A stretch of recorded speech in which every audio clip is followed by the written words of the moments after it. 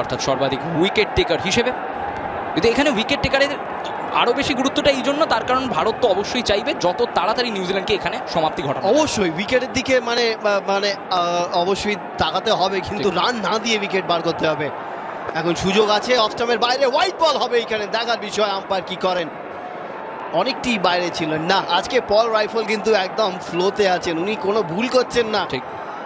আর আমাদের দর্শকদেরকে মনে করিয়ে দিই, পল রাইফেল কিন্তু একটা আন্তর্জাতিক ফর্মার খেলোয়াড়, অস্ট্রেলিয়ান টিমের ওয়ার্ল্ড কাপ উইনিং মেম্বার। কিন্তু এই মুহূর্তগুলো আমরা দেখতে পাচ্ছি, এই দুটো দল কিভাবে এই ফাইনালে পৌঁছেছে।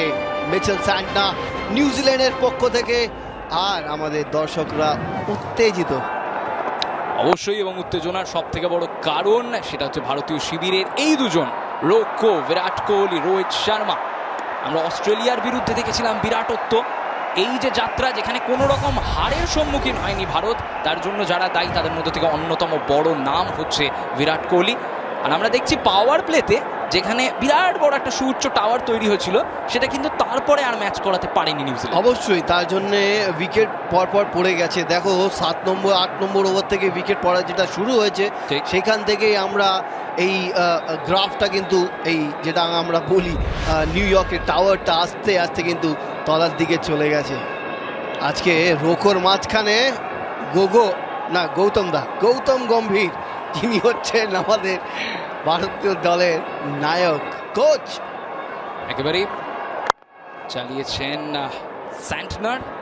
আর যে কথাটা তুমি বলছিলে মনোজদা, যে নিউজিল্যান্ডের শেষ দুই ব্যাটার, সেই অর্থে ব্রেসওয়েল এবং স্যান্টনার, তাদেরও কিন্তু চেষ্টা আমরা কোনো খামতি দেখছি না।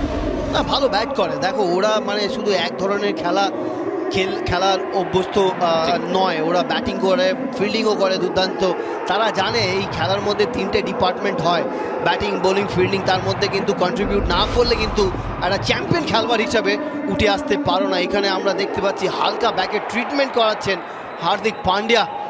আর সমস্যা থাকে হার্দিক পান্ডিয়ার, আমরা জানি একটা অপারেশনও হয়েছিল, একটা জোরে বোলিং অলরাউন্ডার।